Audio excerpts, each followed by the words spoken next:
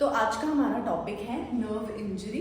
तो हम ये देखने वाले हैं कि नर्व इंजरी में क्या होता है, नर्व इंजरी के टाइप्स क्या होती है, एक्सेट्रा एक्सेट्रा। ठीक है, तो सबसे पहले नर्व इंजरी में होता क्या है। तो जो भी नर्व इंजरी होती है ना, जब भी एक नर्व फाइबर उसमें इंजरी होने वाली है, तब क्या होगा, उस फाइबर का जो भी सेल बॉडी है और जो भी एक्सॉन है उसमें बहुत सारे चेंजेस आने वाले हैं, और इन सारे चेंजेस को ही हम डीजेनरेटिव चेंजेस बोलते हैं। तो जब भी नर्व में इंजरी होगी, उसका एक्सॉन हो गया, उसका सेल बॉडी हो गया, उसमें क्या आने वाला है, चेंजेस आने वाले हैं। तो इसी को हम बोलने वाले डीजेनरेटिव चेंजेस। अब ये जो भी इंजरी हुई नर्व को, ये होती क्यों है, what could be the probable reasons for a nerve injury. तो सबसे पहला रीजन क्या हो सकता है, obstruction to the blood flow, कि जो ब्लड फ्लो है उसमें कोई ऑब्स्ट्रक्शन आया है, तो नर्व सेल को प्रॉपर जो भी नर्व है उसको ब्लड नहीं मिल पा रहा है, ठीक है, फ्लो में ऑब्स्ट्रक्शन है। इसके अलावा कोई टॉक्सिक सब्सटेंसेस की वजह से हो सकता है, इंजेक्शन ऑफ टॉक्सिक सब्सटेंसेस, या तो नर्व क्रश हो गई, crushing of the nerve fibre, या तो transection of the nerve fibre किसी रीजन की वजह से कट हो गया, ठीक है, that is called as transection of the nerve fibre. तो ये हो गया प्रोबेबल कॉजेज, प्रोबेबल रीजंस की नर्व इंजरी होती क्यों है। अब हम जाते हैं टाइप्स ऑफ नर्व इंजरी पे।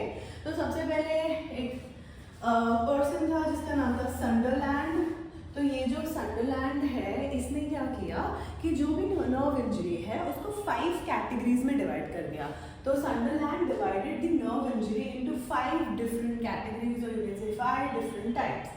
It was a first degree nerve injury, second degree nerve injury, third degree nerve injury, fourth degree nerve injury, and the final one is the fifth degree nerve injury. So Sunderland ने classify कर दिया nerve injury को into 5 different types, or you can say 5 different degrees. तो हमको सारे degrees को देखना है कि किस में क्या हो रहा है। तो सबसे पहले coming to the first degree nerve injury, तो ये सबसे common type का nerve injury होता है. This is not that serious, ठीक है। ये क्यों होता है कि जो भी नर्व है उसमें स्लाइट, समझो ये नर्व है तो उसमें स्लाइट प्रेशर पड़ा है, due to a pressure on the nerve short period of time तक के लिए। तो इससे क्या हो गया कि जो भी नर्व है ना उसका ब्लड फ्लो ऑब्स्ट्रक्ट हो गया। दिस वाज द नर्व और यहाँ पर मैंने प्रेशर दे दिया, यहाँ से ब्लड फ्लो कर रहा था, तो अगर प्रेशर की वजह से यहाँ पर ब्लड फ्लो का ऑब्स्ट्रक्शन मिलने वाला है, तो when pressure is applied on the nerve for a short period of time, तो क्या होने वाला है, ऑब्स्ट्रक्शन होने वाला है। अब जैसे ही ब्लड फ्लो में ऑब्स्ट्रक्शन होगा, इमीडिएटली जो नेक्स्ट चीज होने वाली है hypoxia, that is deficiency of oxygen, उसको प्रॉपर्ली ऑक्सीजन मिल नहीं पाएगा, इसी वजह से वो इंजर हो जाएगा। बट ये इतना सीरियस नहीं होता है, ठीक है।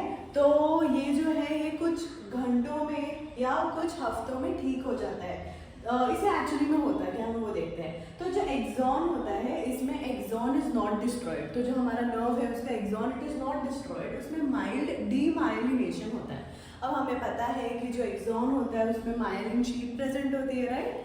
तो जब माइलिन शीट को कोई डैमेज होता है, that is called as demyelination. तो इस टाइप की इंजरी में there is a slight damage to the myelin sheet, and जो भी फंक्शन कर रहा था, ठीक है, जो भी एक्सॉन था उसके काफ़ी फंक्शंस थे। आपको पता है कि जो एक्सॉन है फिर उसके टर्मिनल्स है, ब्रांचेस होंगे, न्यूरोट्रांसमीटर रिलीज होता है, various functions were being carried out by the axon. तो जो भी एक्सॉन है टेम्पररी उसके फंक्शंस क्या हो जाएंगे, रुक जाएंगे, वो कोई फंक्शन कर नहीं पाएगा, बट दिस इज टेम्पररी।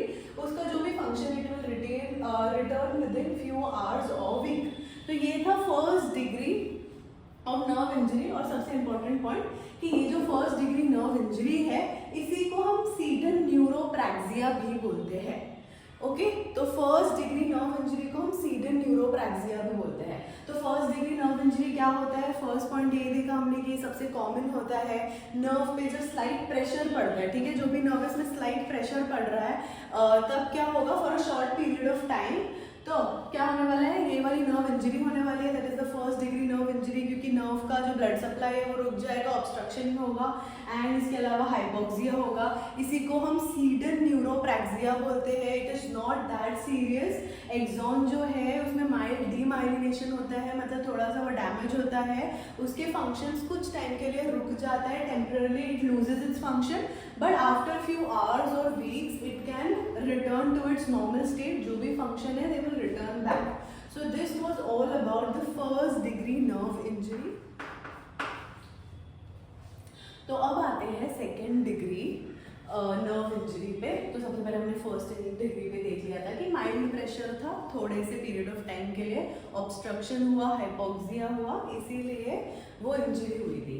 अब क्या हो अगर प्रेशर सीवियर हो और ज़्यादा टाइम के लिए हो, तो when the pressure is severe and for a prolonged period, तब जो इंजरी होगी उसको सेकेंड डिग्री नर्व इंजरी बोलेंगे। याद है हमने फर्स्ट डिग्री नर्व इंजरी का दूसरा नाम क्या बोला था, सीडन न्यूरोप्रैक्सिया। तो वैसे ही सेकेंड डिग्री का भी एक दूसरा नाम होता है जिसको हम बोलते हैं एक्सोनोटमेसिस। तो सेकेंड डिग्री नर्व इंजरी में क्या होने वाला है, क्या प्रेशर सीवियर है और ज़्यादा टाइम के लिए है, और इसको हम एक्सोनोटमेसिस बोलते हैं। अब यहाँ पर क्या होता है, यहाँ पर डीजेनरेशन होने वाला है। याद है फर्स्ट डिग्री में क्या हुआ था, माइल्ड डीमाइलिनेशन, थोड़ा सा डैमेज हुआ था और फंक्शंस टेम्पररी लॉस हुआ था, कुछ घंटों या हफ्तों में वो नॉर्मल हो जाता है, ठीक है, फंक्शंस वापस आ जाते हैं। यहाँ पर क्या होगा कि प्रेशर सीवियर है, ज़्यादा टाइम तक के लिए है, तो इसीलिए यहाँ पर डीजेनरेशन होने वाला है, और इसकी डीजेनरेशन को बोलने वाले वॉलेरियन डीजेनरेशन। वॉलेरियन डीजेनरेशन अलग से हमको टॉपिक भी पढ़ना है, और ये जो हम बार बार बोल रहे हैं रीजेनरेट हो रहा है, तो रीजेनरेशन कैसे होता है ये भी हमको देखना है आगे, ठीक है। तो सेकेंड डिग्री में क्या होने वाला है, वॉलेरियन डीजेनरेशन होने वाला है। याद है उसमें रिपेयर करने के लिए कितना टाइम लग रहा था, few hours to few week. यहाँ पर लगने वाला है about 18 months, I mean more than 1 year, okay. तो यही था सेकेंड डिग्री नर्व इंजरी। इसके अलावा हाँ, अब आते हैं एंडोन्यूरियम। अगर आपको पता है तो ठीक है, नहीं पता है तो क्या होता है एंडोन्यूरियम, पेरीन्यूरियम, एपिन्यूरियम। तो हमारे पास एक नर्व फाइबर है, समझो ये एक नर्व फाइबर है। नर्व फाइबर को कनेक्टिव टिश्यू की एक कवरिंग मिलती है, कनेक्टिव टिश्यू आके उसके ऊपर एक कवरिंग बनाता है, उसको हम बोलते हैं एंडोन्यूरियम। जैसे मसल्स में होता है एंडोमाइसियम, वैसे यहाँ पर है एंडोन्यूरियम। एंडो का मतलब होता है हमेशा अंदर, ओके। तो ये समझो एक नर्व फाइबर है, इसके ऊपर कनेक्टिव टिश्यू की कवरिंग है और इसको हम बोलेंगे एंडोन्यूरियम। अब क्या होगा, ये एंडोन्यूरियम है, ये वापस एक नर्व फाइबर है, और ऐसे बहुत सारे नर्व फाइबर्स होंगे हमारे पास। बहुत सारे नर्व फाइबर ने मिलकर एक बंडल बनाया, इस बंडल को हम बोलने वाले फेसिक्यूलस, ठीक है। तो ये एक बंडल हो गया फेसिक्यूलस, यहाँ पर एक दूसरा बंडल, तीसरा, चौथा, तो बहुत सारे बंडल को fascicula. Fasciculus is singular and fascicula is plural. तो एक बंडल, तो ये है, इसके ऊपर एंडोन्यूरियम था, इस पे भी एंडोन्यूरियम था, अब इन्होंने मिलकर एक बंडल बनाया और इसके ऊपर भी कनेक्टिव टिश्यू की कवरिंग आएगी। तो इसके ऊपर जो कनेक्टिव टिश्यू की कवरिंग आएगी उसको हम बोलने वाले हैं पेरीन्यूरियम। तो ये एक बंडल, ये तो बहुत सारे फेसिक्यूलाए आ गए साथ में, और सारे फेसिक्यूलाए पे फिर से एक कवरिंग आएगी, आउटर मोस्ट कवरिंग, उसको हम बोलने वाले हैं एपिन्यूरियम। तो सबसे अंदर एंडोन्यूरियम, फिर पेरीन्यूरियम, और फिर क्या होगा एपिन्यूरियम होने वाला है। तो यहाँ पर देखते हैं अब हम सेकेंड डिग्री में यही बोला है कि जो ये नर्व है, नर्व की जो अंदर वाली कवरिंग थी कनेक्टिव टिश्यू की, एंडोन्यूरियम, इट इज इंटैक्ट, तो उस कवरिंग को कुछ नहीं हुआ है, इट इज नॉर्मल। तो ये हो गया हमारा axonotmesis, that is the second degree nerve injury. अब आते हैं थर्ड डिग्री नर्व इंजरी पे। तो थर्ड डिग्री नर्व इंजरी में क्या होने वाला है, उसमें हमने देखा था कि एंडोन्यूरियम को कुछ नहीं हुआ है, इधर क्या होगा, एंडोन्यूरियम में प्रॉब्लम आ चुकी है। मतलब अब क्या हो रहा है, तुम इसको समझने की कोशिश अगर करो तो सिवियरिटी बढ़ते जा रही है। पहला वाला कितनी इजीली ठीक हो गया था, कुछ घंटों या कुछ हफ्तों में, दूसरे वाले में ठीक होने को 18 मंथ्स लग गए, मोर देन अ ईयर, और थर्ड वाले में डैमेज और बढ़ रहा है। अब क्या हो रहा है कि एंडोन्यूरियम, मतलब ये जो हमारा नर्व था, इसका जो कनेक्टिव टिश्यू था एंडोन्यूरियम, उसको डैमेज पहुंच चुका है। बट याद है पेरीन्यूरियम और एपिन्यूरियम, उसको कुछ नहीं हुआ है, पेरीन्यूरियम एपिन्यूरियम आर इंटैक्ट। तो यहाँ पर रिकवरी क्या होने वाला है, रिकवरी इज स्लो, ठीक है, रिकवरी स्लो है, टाइम लगेगा, और हो सकता है कि कंप्लीट रिकवरी हो भी ना, मतलब नर्व कंप्लीटली रिकवर कभी कर भी ना पाए, ठीक है। It is slow, it could be poor और इनकम्प्लीट। और इसका जो दूसरा नाम है कि इसका दूसरा नाम क्या है थर्ड डिग्री का, इट इज न्यूरोटमेसिस। तो पहला वाला था सीडन न्यूरोप्रैक्सिया, दूसरा वाला था एक्सोनोटमेसिस, तीसरा वाला है न्यूरोटमेसिस। इतना समझा। अब आगे जाते हैं, आगे है फोर्थ डिग्री और 5th डिग्री। देखो डिग्री बढ़ रहा है, सिवियरिटी बढ़ रहा है, तो फोर्थ डिग्री में क्या हुआ, यहाँ पर हमने देखा कि एंडोन्यूरियम में प्रॉब्लम है, एपी और पेरी नॉर्मल है। अब आ जाते एक स्टेप और आगे, एपी और पेरी में भी प्रॉब्लम आ चुका है।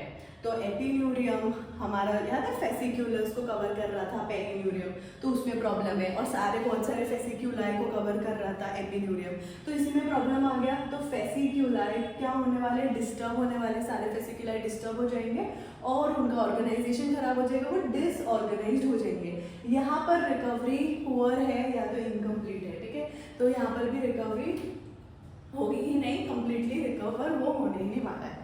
अब लास्ट जाते हैं सबसे severe, that is 5th degree nerve injury. तो इसमें क्या होने वाला है, ये मेरा समझो नर्व है और इसको मैं तोड़ दूँ 2 पार्ट्स में, ठीक है, तो ये नर्व है, इसको मैंने तोड़ दिया 2 पार्ट्स में, तो नर्व का ट्रांसेक्शन हो गया, वो कंप्लीटली कट हो गया, तो इसकी कंटिन्यूटी ही चली गई।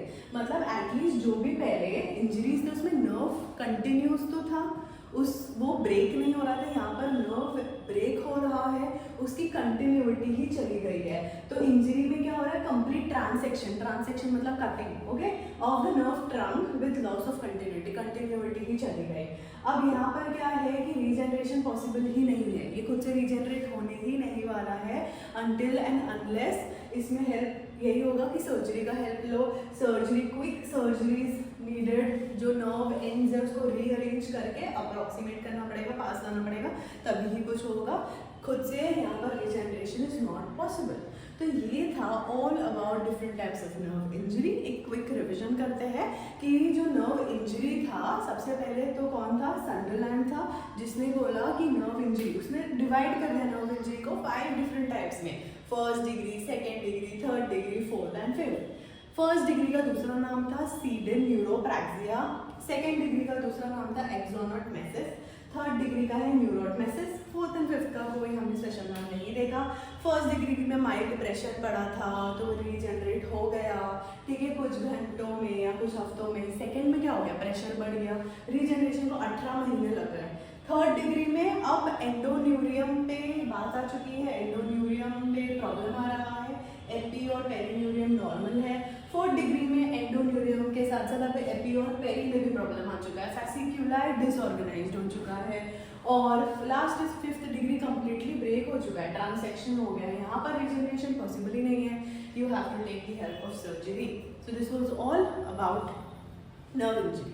Do not forget to read your text books.